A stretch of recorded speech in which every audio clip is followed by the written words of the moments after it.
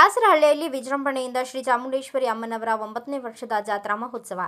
ಧಾರ್ಮಿಕ ಕಾರ್ಯಕ್ರಮಗಳು ಸಮಾಜದಲ್ಲಿ ಐಕ್ಯತೆ, ಭಕ್ತಿ ಮತ್ತು ಸಾಂಸ್ಕೃತಿಕ ಮೌಲ್ಯಗಳನ್ನು ಬೆಳೆಸುವಲ್ಲಿ ಪ್ರಮುಖ ಪಾತ್ರ ವಹಿಸುತ್ತವೆ. ಇಂತಹ ಜಾತ್ರಾ ಮಹೋತ್ಸವಗಳು ನಮ್ಮ ಪರಂಪರೆಯನ್ನು ಮುಂದಿನ ಪೀಳಿಗೆಗೆ ಪರಿಚಯಿಸುವ ಉತ್ತಮ ವೇದಿಕೆಯಾಗಿವೆ ಎಂದು ಶಾಸಕ ಎಸ್ ಮುನಿರಾಜು ಹೇಳಿದರು. ಟಿ. ದಾಸರಹಳ್ಳಿಯ ಕೆಂಪೇಗೌಡ ನಗರದ ಮಹೇಶ್ವರಿ ದೇವಾಲಯದ ಸಮೀಪದ ಚಾಮುಂಡೇಶ್ವರಿ ಅಮ್ಮನವರ ಸೇವಾ ಟ್ರಸ್ಟ್ ವತಿಯಿಂದ ಆಯೋಜಿಸಲಾಗಿದ್ದ ಶ್ರೀ ಚಾಮುಂಡೇಶ್ವರಿ ಅಮ್ಮನವರ 9ನೇ ವರ್ಷದ ಜಾತ್ರಾ ಮಹೋತ್ಸವ ಕಾರ್ಯಕ್ರಮದಲ್ಲಿ ಭಾಗಿಯಾಗಿ ಅಮ್ಮನವರ ದರ್ಶನ ಪಡೆದು ಅವರು ಮಾತನಾಡಿದರು. ಸಮಾಜ ಸೇವಕ, ಪ್ರಭಾವಿ ಮುಖಂಡ ಡಾಕ್ಟರ್ ಕಾಳೇಗೌಡರು ಶ್ರೀ ಚಾಮುಂಡೇಶ್ವರಿ ಜಾತ್ರಾ ಮಹೋತ್ಸವದಲ್ಲಿ ಭಾಗವಹಿಸಿ ಅಮ್ಮನವರಿಗೆ ವಿಶೇಷ ಪೂಜೆ ಪುನಸ್ಕಾರ ಸಲ್ಲಿಸಿ ಮಾತನಾಡಿದರು. ಅವರು ದೇವಾಲಯಗಳು ಧಾರ್ಮಿಕ ಕೇಂದ್ರಗಳಷ್ಟೇ ಅಲ್ಲ, ಸಮಾಜ ಸೇವೆಯ ಕೇಂದ್ರಗಳಾಗಿವೆಯೂ ಕಾರ್ಯನಿರ್ವಹಿಸುತ್ತಿರುವುದು ಶ್ಲಾಘನೀಯ. ಇಂತಹ ಕಾರ್ಯಕ್ರಮಗಳಿಂದ ಜನರಲ್ಲಿ ಧಾರ್ಮಿಕ ನಂಬಿಕೆ ಜೊತೆಗೆ ಸಾಮಾಜಿಕ ಸೇವೆಯ ಮನೋಭಾವನೆ ಬೆಳೆಯುತ್ತಿವೆ ಎಂದು ಅಭಿಪ್ರಾಯಪಟ್ಟರು. ದೇವಸ್ಥಾನದ ಧರ್ಮದರ್ಶಿಗಳಾದ ಶ್ರೀಮತಿ ಕಮಲಾಕ್ಷಿ ಹಾಗೂ ರವಿಕುಮಾರ್ ಸ್ವಾಮಿಗಳ ನೇತೃತ್ವದಲ್ಲಿ ಜಾತ್ರಾ ಮಹೋತ್ಸವದ ನಿಮಿತ್ತ ಚಾಮುಂಡೇಶ್ವರಿ ಅಮ್ಮನವರಿಗೆ ಅಭಿಷೇಕ,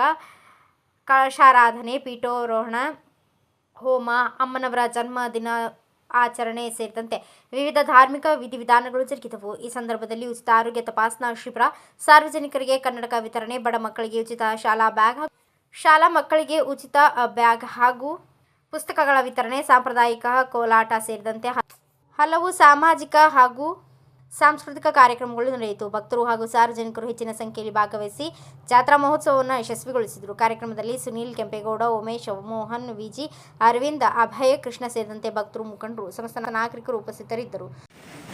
ನಾಡದೇವತೆ ಚಾಮುಂಡೇಶ್ವರಿಗೆ ಮೈಸೂರಿನಲ್ಲಿ ಬಹಳ ವಿಶೇಷವಾದಂತಹ ಪೂಜೆ ಪುರಸ್ಕಾರ ನಡೆಯುತ್ತೆ.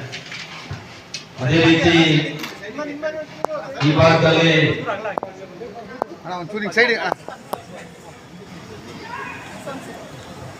ಸೋಮಶೇಖರ್ ತನ್ನ ಮನೆಯಲ್ಲೇ ಚಾಮುಂಡೇಶ್ವರಿನ ಇನ್ನೂ ಅನೇಕ ದೇವರನ್ನ ಪೂಜೆ ಪುರಸ್ಕಾರ ಮಾಡಿ ಪ್ರತಿನಿತ್ಯ ಪೂಜೆ ಪುರಸ್ಕಾರ ಮಾಡ್ತಾರೆ. ಅನೇಕ ಭಕ್ತಾದಿಗಳು ಬಂದು ಹೋಗ್ತಾರೆ. ಪ್ರತಿ ವರ್ಷ ಆಷಾಢ ಮಾಸದಲ್ಲಿ ವಿಶೇಷ ಪೂಜೆ ಮಾಡಿ ಮೆರವಣಿಗೆ ಮಾಡಿ, ಇವತ್ತೆಲ್ಲ ಮೆರವಣಿಗೆ ಮಾಡಿ ನಾಳೆ ಎಲ್ಲರಿಗೂ ಊಟಗಳನ್ನ ಹಾಕುವಂತ ಒಂದು ಪದ್ಧತಿನ ಅನುಸರಿಸಿಕೊಂಡಿದ್ದಾರೆ.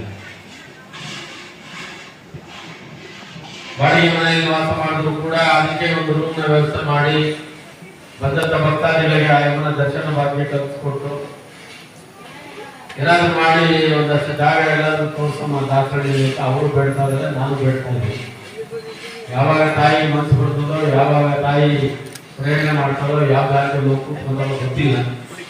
ಅದ್ರ ಬೇಕಾದಂತ ಆಗಲಿ ಅಂತ ನಾವೆಲ್ಲರೂ ಪ್ರಾರ್ಥನೆ ಮಾಡೋಣ.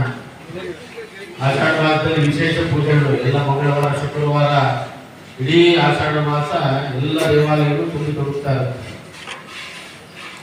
ಅಂತ ಹಿಂದೂ ಸಂಸ್ಕೃತಿ ಇರ್ತಕ್ಕಂಥ ಪದ್ಧತಿ ನಮ್ದು.